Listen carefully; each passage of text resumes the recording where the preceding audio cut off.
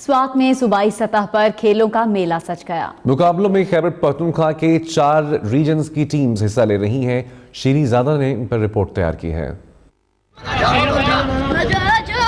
سوات میں کھیلوں کا میلہ سجا تو صوبے بھر سے کھلاڑیوں نے اس پرپزا مقام کا رخ کیا۔ انٹر اسکول مقابلوں میں ہاکی، کرکٹ سمیت دیگر کھیلوں میں بچے حصہ لے رہے ہیں۔ Special secretary education Arshad Khan نے اسپورٹس گالا کا افتتاح کیا۔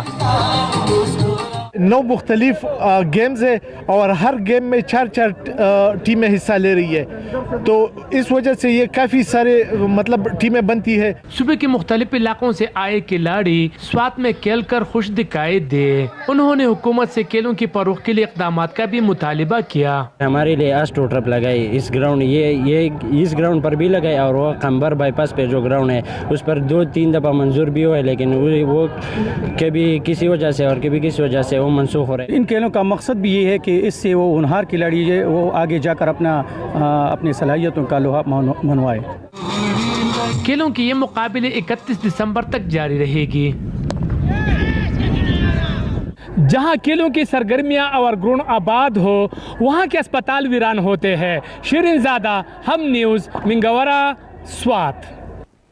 اور پہلی اننگز کے بعد دوسری اننگز میں پاکستانی بیٹنگ لائن ڈگمگا گئی۔